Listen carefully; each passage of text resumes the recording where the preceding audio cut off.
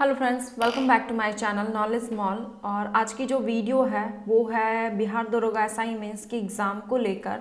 तो सबके इंतज़ार की घड़ी ख़त्म हो गई। काफ़ी दिनों से इंतज़ार कर रहे थे, सभी की तैयारियां तो हो रही है बट एग्ज़ाम का डेट कंफर्म नहीं हो पा रहा है। तो एग्ज़ाम का डेट भी कंफर्म है और कल ही आपका एग्ज़ाम भी है। सेंटर कहाँ कहाँ गया है मुझे सभी स्टूडेंट का तो नहीं पता, लेकिन जहाँ भी गया होगा सेंटर, सबसे पहली चीज़ तो आप वो जो दिया रहता है सूचना वो ज़रूर उसका पढ़ लीजिएगा। एडमिट कार्ड के पीछे कुछ हो सकता है चेंजेस किए गए हों। मैंने पिछली बार भी वीडियो बनाया था तो मैंने आप लोगों को कहा था कि वो ज़रूर पढ़ लिया करें। और जो जो चीज़ें उसमें ज़रूरी तौर पर, इस बार चूँकि कोविड है तो जो भी निर्देश दिए गए हैं उनका पालन ज़रूर कीजिएगा आप। दूसरी बात, सेंटर अगर जिनका दूर है, मतलब कि जैसे काफ़ी दूर है, तो वो कम से कम आधे या 1 घंटे पहले वहाँ पहुँचने की कोशिश ज़रूर करें। क्योंकि एग्ज़ाम में रिस्क ना लिया करें। गाड़ी है, मतलब ये ना सोचें कि अपनी गाड़ी है तो जाना है, नहीं। कभी कभी जाम लग जाता है तो काफ़ी 1-1.5 घंटे का टाइम लॉस हो जाता है, तो ऐसी गलती ना करें। कम से कम आधे से 1 घंटे पहले ज़रूर पहुँचें। दूसरी बात कि एग्ज़ाम चुकी है तो काफ़ी स्टूडेंट क्या होता है, नर्वस हो जाते हैं। तो वो आपको नहीं होना है नर्वस। दोनों सीटिंग आपके एग्ज़ाम होंगे, हिंदी और जीके का, जिसमें कि हिंदी में पास मार्क्स आपको केवल लाने हैं। उसमें बहुत अगर नहीं भी सॉल्व हो पा रहा है क्वेश्चन तो घबराइएगा नहीं, बस आपको उसमें पास मार्क्स लाने हैं। अगर मान लिया जाए 40 से 50 अगर आप उसमें कर लेते हैं तो वहीं पे हैंड को अपना स्टॉप कर लीजिएगा, क्योंकि सिर्फ आपको उसमें पास मार्क्स लाने हैं, उसके अलावा कुछ नहीं। अगर पास मार्क्स नहीं आते हैं तो आपको जीके की भी कॉपी नहीं चेक की जाएगी, इसीलिए इन बातों का ध्यान रखें। दूसरी बात, जब आप उसमें जीके का एग्ज़ाम लिखेंगे, जिस समय जीके का होगा सेकंड सिटिंग में, तो उसमें क्या करना है, काफ़ी धैर्य से आपको एग्ज़ाम देना है। जैसे बहुत बार क्या होता है कि क्वेश्चन पढ़ते जा रहे हैं और फर्स्ट के ही 4-5 क्वेश्चन क्या होता है कि हम नहीं जान रहे होते, या फिर ऐसा होता है कि जानते हुए भी एग्जामिनेशन हॉल में एक ये आदत सी हो जाती है कि कुछ क्वेश्चंस ना स्किप कर जाता है माइंड से। तो जैसे 4-5 क्वेश्चन अगर स्किप कर जाए कि नहीं आ रहा है, तो उस समय धैर्य नहीं खोना है कि ये 4-5 क्वेश्चन, ये भी क्वेश्चन नहीं आ रहा, ये भी, अब तो मेरा एग्ज़ाम नहीं निकलेगा, मेरा मार्क्स कम आ जाएगा, मेरिट नहीं बनेगा, बहुत सारी चीज़ें मन में आने लगती है और इसके कारण अगले 10 क्वेश्चंस भी दिमाग से क्या होगा, स्किप कर जाएगा आपका। तो ऐसी गलती ना करें। कोई बात नहीं, 4-5 जितने भी क्वेश्चन अगर नहीं जान रहे बिल्कुल उसे आराम से छोड़ते जाइएगा।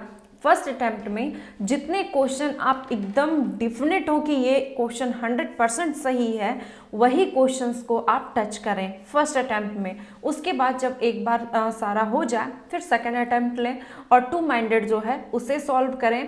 फिर जब टाइम बचे तो फिर से एक बार आप सारे क्वेश्चंस को देख लें। अगर आपके क्वेश्चन जैसे 75+ हो रहे हैं और आगे क्वेश्चन अब आप सिर्फ एक तुक्का मार रहे हैं, तो वहाँ पे अपने हैंड को भी रोक लें। तुक्का नहीं मारना है आपको, उतना में आपका मेरिट आई थिंक बन जाना चाहिए। और अगर नहीं, मतलब ऐसा होता ना कि नहीं बनेगा तो तुक्का मारने में अगर गलतियाँ हो गई तो वो भी आपके हाथ से चला जाएगा। तो ये गलती ना करें, तुक्का मारने की गलती ना करें। टू माइंडेड हो तो जिसमें कन्फर्म हो वही आप उसे टिक करें। एक चीज़ है और कि जब आप सेंटर पे पहुंचते हैं तो काफ़ी बार सभी एग्ज़ाम, मैंने भी एग्ज़ाम दिया है तो मैं भी देखती हूँ कि सेंटर के बाहर मतलब बुक्स लेके काफ़ी स्टूडेंट पढ़ते रहते हैं, कोई नोट्स पढ़ते रहते हैं, कुछ याद करते रहते हैं। तो आप इन सब चीज़ों पे ध्यान ना दें। होता क्या है कि वहाँ पे भी माइंड थोड़ा सा डिस्टर्ब हो जाता है कि अरे वो तो अभी तक पढ़ रहा है, बुक को मतलब याद कर रहा है, मैं तो अभी कुछ भी नहीं कर रहा हूँ। तो इन सब से आपको माइंड डिस्टर्ब नहीं करना है। जिनको जो करना है करने दीजिए। आपको जहाँ तक जो अच्छा लगे कि जो रिवीजन आप कर सकते हैं फटाफट से आज रात तक में, चाहे मॉर्निंग में भी अगर सेंटर पे कुछ चीज़ें आपको रिमाइंड करनी है तो वो आप फटाफट से रिवीजन कर लें।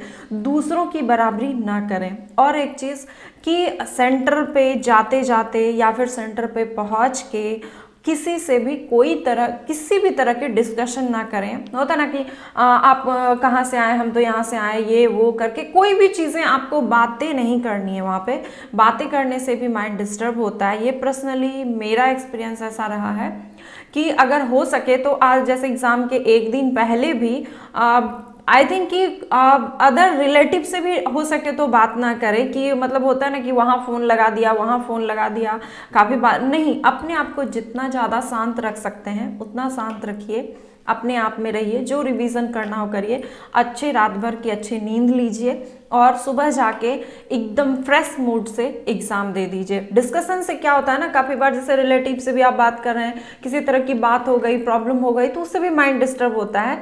तो सबसे बड़ी चीज़ आपको बचना है क्या, कि एग्ज़ाम देने से पहले माइंड को किसी भी तरह से डिस्टर्ब नहीं करना है। बहुत आप ये समझिए कि आपके लाइफ की मतलब कह सकते हैं कि ये सबसे इम्पॉर्टेंट समय है जो कि आपके लाइफ को बिल्कुल ही बदल सकता है, बिल्कुल ही चेंज कर सकता है। इसीलिए इन सब चीज़ों से बचे और बहुत ही अच्छे से एग्ज़ाम दीजिए, एकदम मन को शांत रख के, और इस बार अपनी नैया को बिल्कुल पार लगा लीजिए। बस मुझे यही कहना था। आपके साथ मेरी गुड विशेज़ हमेशा है, पहले भी थी, आगे भी रहेगी, आपके लक्ष्य प्राप्त होने के बाद तक भी रहेगी। तो आप अच्छे से एग्ज़ाम लिखिए, और हो सके तो अपना सेंटर भी आप कमेंट में लिख सकते हैं कि हाँ कहाँ सेंटर पड़ा है किनका, तो मतलब थोड़ा सा जान सकूं कि सेंटर कहाँ पड़ा है, क्योंकि मेरे कांटेक्ट में कोई है नहीं जिसका मैं जान सकूं कि कहाँ कहाँ सेंटर पड़ा है। कुछ एक दो थे तो मुझे पता चला कि भागलपुर पड़ा है। तो सेंटर चाहे तो आप लिख सकते हैं, और एग्ज़ाम देकर आने के बाद अपना एक्सपीरियंस ज़रूर शेयर कीजिएगा कि कैसा एग्ज़ाम रहा, और बेस्ट ऑफ लक, अच्छे से एग्ज़ाम दीजिए। Bye bye.